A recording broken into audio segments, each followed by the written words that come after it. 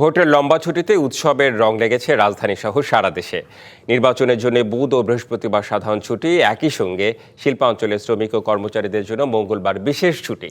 এর সঙ্গে শুক্র ও শনিবার সাপ্তাহিক ছুটি, টানা 5 দিন ছুটিতে তাই দলে দলে রাজধানী ছেড়ে যাচ্ছে মানুষ। মঙ্গলবার ভোর থেকে পথে পথে শিকড়মুখী মানুষের ভিড় দেখা গেছে রাজধানীতে। তবে সেই তুলনায় গণপরিবহন ছিল কম, ফলে পথে পথে ভোগান্তিতে পড়তে হচ্ছে সাধারণ মানুষকে। গাজীপুর থেকে দলে দলে বাড়ি ফিরছেন শ্রমিকরা। এতে ঢাকা টাঙ্গাইল ও ঢাকা ময়মনসিংহ মহাসড়কে যানবাহনের চাপ দেখা যায়। সাভারের নবীনগর চন্দ্রা মহাসড়কেও বেড়েছে যাত্রী চাপ। একই সাথে সংকট দেখা দিয়েছে গণপরিবহনে।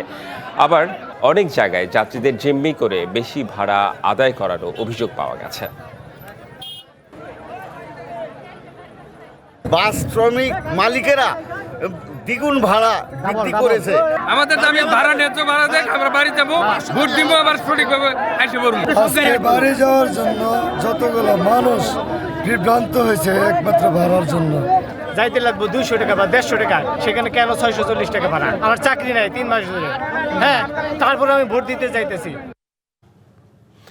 কমলাপুর রেল স্টেশন থেকে ঘরমুখী মানুষের খবর জানাতে যুক্ত হচ্ছেন সহকর্মী হাসান আল মামুন। হাসান আল মামুন, কোনো রকম ভোগান্তি দেখছেন কিনা যাত্রীদের, সেই সাথে কমলাপুর রেল স্টেশনের সার্বিক যে এখন ব্যবস্থাপনা কিংবা চিত্র একটু দেখতে যাই আপনার মাধ্যমে।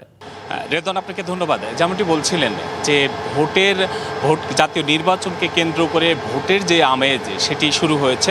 আমরা দেখছি যে কমলাপুর রেলওয়ে স্টেশনেও কিন্তু সেই একই চিত্র ফুটে উঠেছে। যদি আপনাকে একটু দেখায় যে এখন যেই ট্রেনটির সামনে আমরা দাঁড়িয়ে রয়েছি, এই ট্রেনটি কমলাপুর রেলওয়ে স্টেশন থেকে নেত্রকোনার উদ্দেশ্যে একটা 15 মিনিটে ছেড়ে যাবে। আপনি দেখছেন যে বিগত সময়ে স্টেশনগুলোতে যেরকম স্বাভাবিক যাত্রী থাকে বা যাত্রীর চাপ থাকে, তার থেকে কিন্তু আজকে অনেকটাই বেশি। যেমনটা ঈদ আসলে যেমনটি হয়ে থাকে যে ট্রেনের ছাদে উঠে মানুষের বাড়ি ফেরা, তেমনটি কিন্তু এখন দেখা যাচ্ছে যে আগামী 12 তারিখে যে জাতীয় নির্বাচন, সেই জাতীয় নির্বাচনে অংশগ্রহণ করার জন্য কিন্তু ঢাকা থেকে সর্বোচ্চ সাধারণ মানুষ রয়েছে। যে স্বাস্থ্যকর হালিম রাঁধুনি হালিম, হালিম হোক রাঁধুনি হালিম। তারা কিন্তু এই কমলাপুর রেলওয়ে স্টেশনে এসে বাড়ি ফেরার উদ্দেশ্যে তারা কিন্তু ট্রেনের ছাদে উঠেও রওনা দিচ্ছেন। আপনাকে আরেকটু জানিয়ে রাখতে চাই, সেটি হচ্ছে যে তাদেরকে আমরা প্রশ্ন করেছিলাম যে এই সময়ে ভোটকে সামনে করে এত অল্প সময়ের মধ্যে এখন বাড়ি যাচ্ছেন, কি আশা করছেন?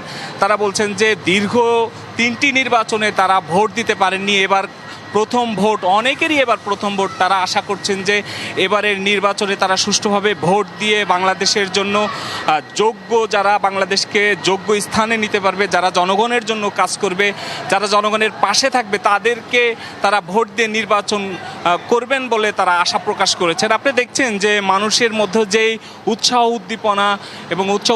উদ্দীপনা নিয়ে বাড়ি ফেরার যে আনন্দ, সেটি কিন্তু আমরা দেখতে পাচ্ছি।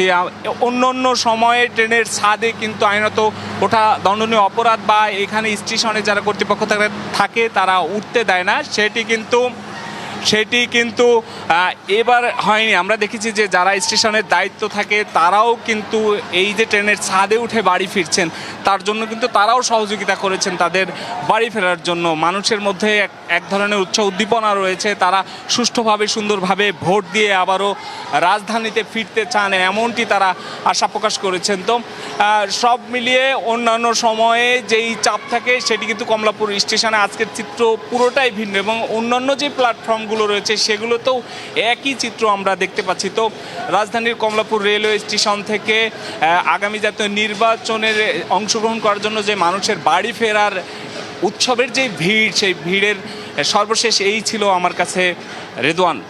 জি, কিন্তু ট্রেনের ছাদে ওঠা আসলেই ঝুঁকিপূর্ণ। সেই সাথে যে আপনি সার্বিক চিত্র জানালেন, দেখা যাচ্ছে যে অনেকটা ঈদের মতোই অবস্থা। ধন্যবাদ আপনাকে হাসান আল মামুন।